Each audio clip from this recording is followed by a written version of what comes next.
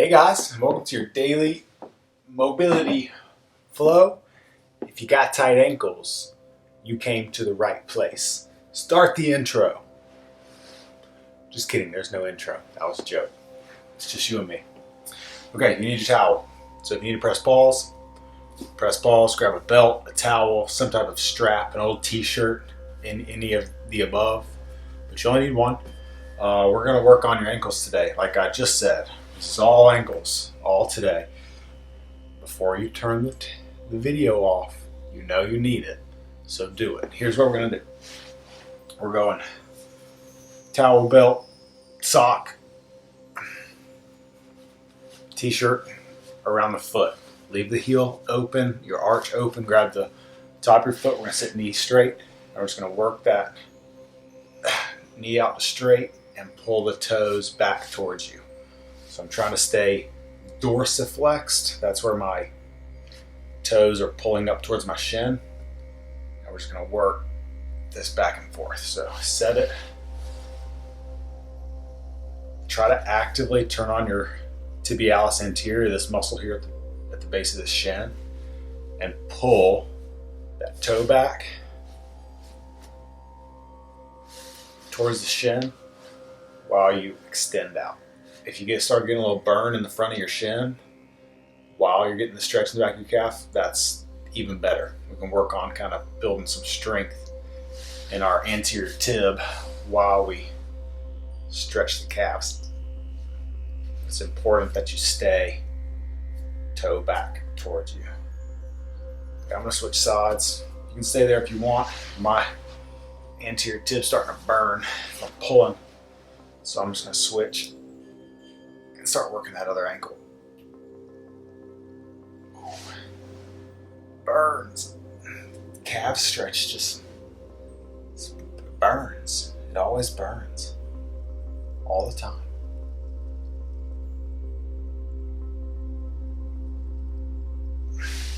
Just keep working.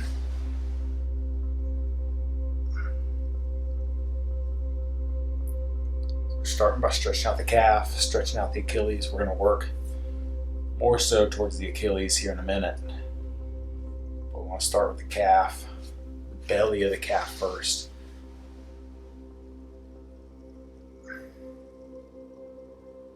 Let's get one more on both sides. That toe back. Straighten it. They even make these little sleeves. Like if you go to like an endurance store, like a shoe store, sells a lot of endurance products, cycling gear, running gear, swimming gear even, that type of store. You can buy these socks that have a strap from the toe to the shin that you put on, and you literally like strap your toe towards your shin like that. And you're supposed to sleep in them to keep your calves from cramping at night. How weird is that? I think it's weird. Stretch your calves and get the right amount of electrolytes in. All right, other side, and then we're going to switch it up. Not the most exciting stretch in the world, but your ankles are like the first joint up from the ground. Tight ankles, lack of ankle range of motion, full flexion, extension. The ankle, really, it's not extension, it's plantar flexion, dorsiflexion. Why? I don't understand why they're both flexions, but they are. But anyways, lack of flexion either way. Generally, dorsiflexion is what most people are more limited in. And then the knees and the hips have to do work that they were never designed to do. The ankle was designed to be that first joint up from the ground, and when it gets tight, something else has to give. Think of it like all right, let's go ahead and rest. We're going to do the same thing, but we're going to do it from this position now. So we're going to straighten the leg out in front, grab the toe, and then we're going to pull back. You should be able to find like a different part of your calf here in this other position. Go ahead and straighten the knee first, and we're just going to add that hook, and then we're just going to kind of work that toe back towards the shin.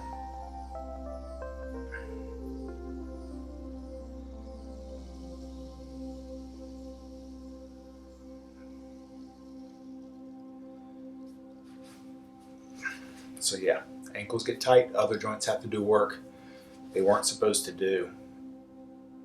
All right, switch sides. Straighten that knee, hook. Yeah, I feel that.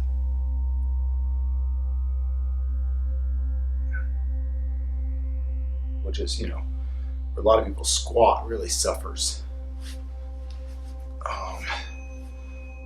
Lack of ankle range of motion. They blame it on their hips or even their back. Well, my back gets tight when I squat. It's like, yeah, because your ankles are tight and your back is having to do a job it was never designed to do. Stretch is real. All right, go ahead and rest. We're gonna stand up. I'm gonna try to do my best to stay in frame. You're gonna prop your toe up to stretch it out. So we need something like this. Prop that toe up. So I'm gonna kind of sit back, pin my heel into the ground, toe up, and then I'm gonna lean forward and stretch out your calves. Sorry for walking so far away from the screen. I just don't have a way to stay in the screen and do this at the same time. And I like to kind of roll. I don't know if you can see this from there, but I'm kind of pivoting, rolling my ankle.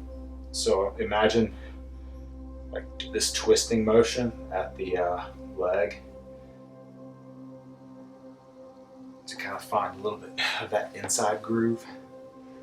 I don't know how I'm gonna do my other one. Let's try. Switch sides. Prop it up. Get that heel pinned to the ground and then lean forward. I'm trying to take basically my whole leg, and I'm just trying to leverage it in, because again, we're trying to close the ankle as much as possible, or dorsiflex the ankle as much as possible.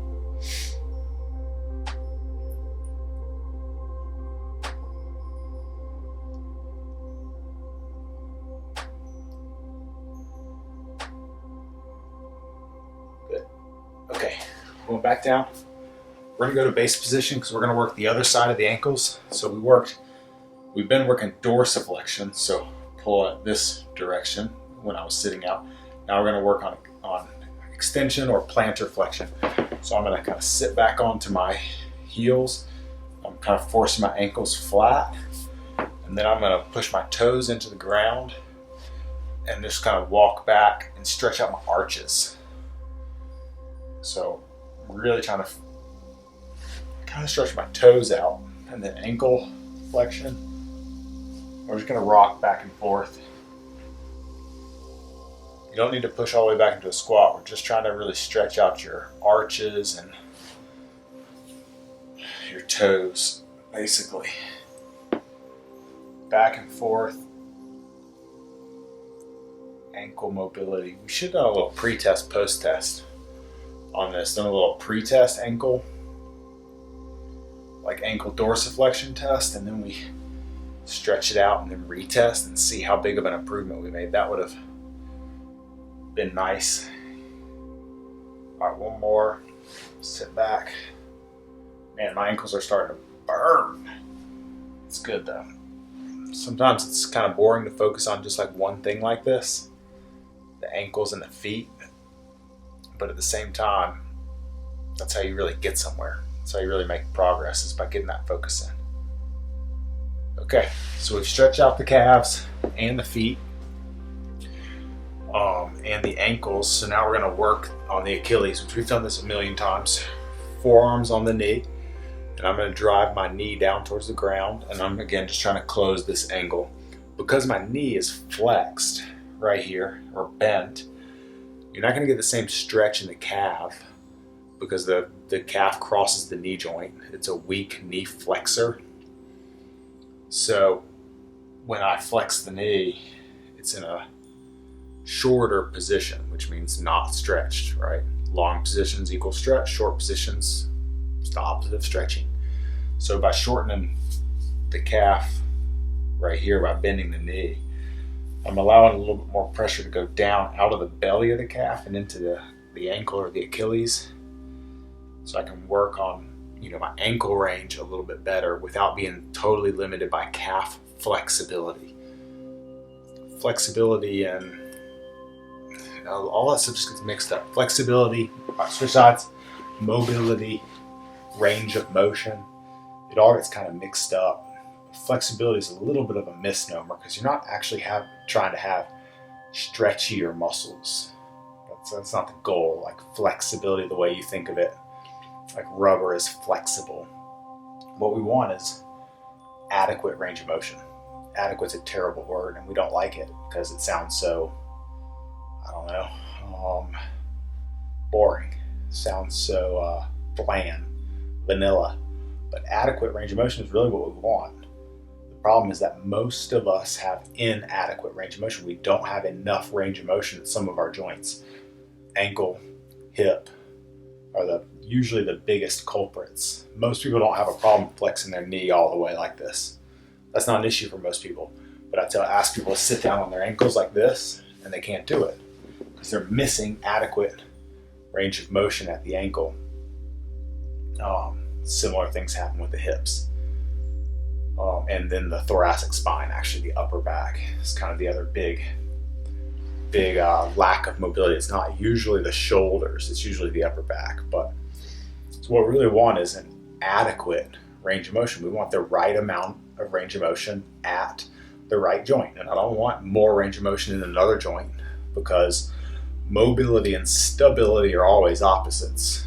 Mobility, stability, those are opposites, right? WD-40 does the opposite thing that duct tape does.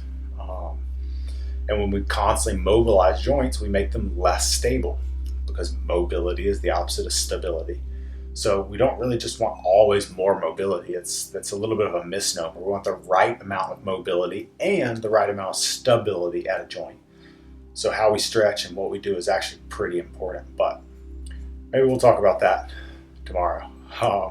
Mobility, stability, and their opposites. But if you made it this far, you finished. If you made it this far, thanks for listening to me rant.